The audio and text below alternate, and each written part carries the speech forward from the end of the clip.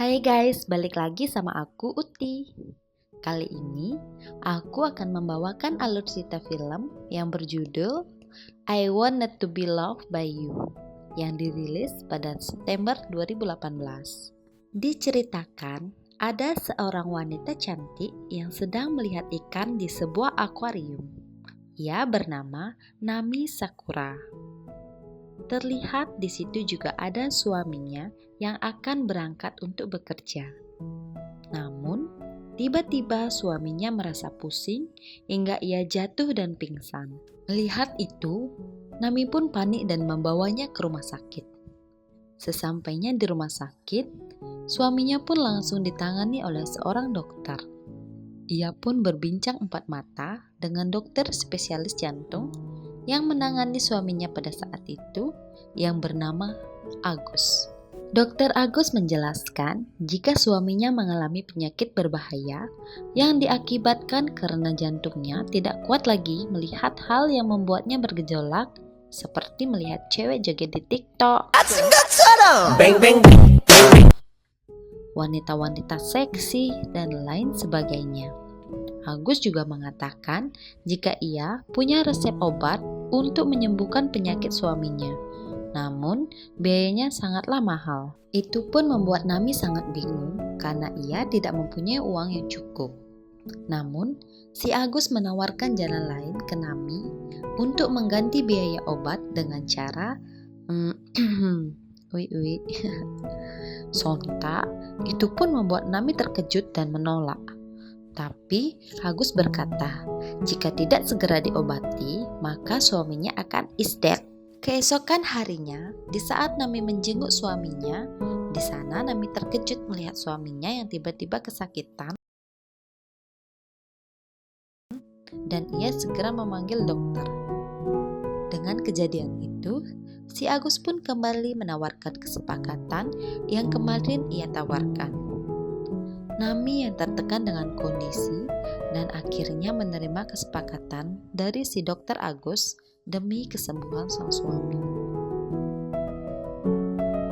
Di hari itu juga, si Agus mengajak Nami pergi ke hotel untuk melakukan transaksi donat empuk.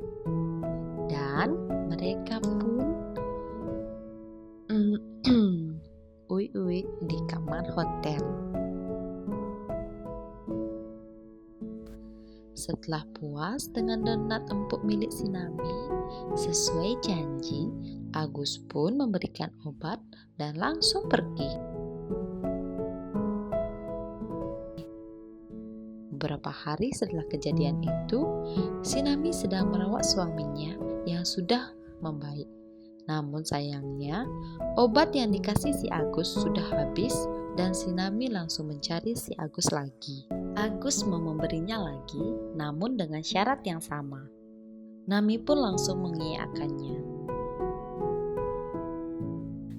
Tapi sebelum melakukan itu, Nami pun mau berpamitan dengan suaminya.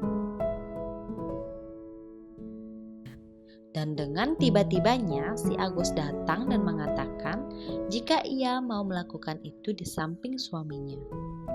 Agus langsung memeluk si Nami dan mereka pun langsung wik-wik. Itu pun mereka melakukannya tidak sekali dua kali, tapi berkali-kali.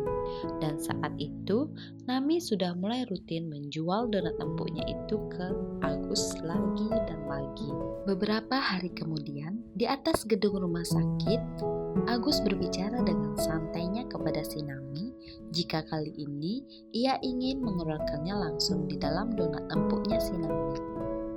Ia berjanji akan menyembuhkan suaminya saat itu juga.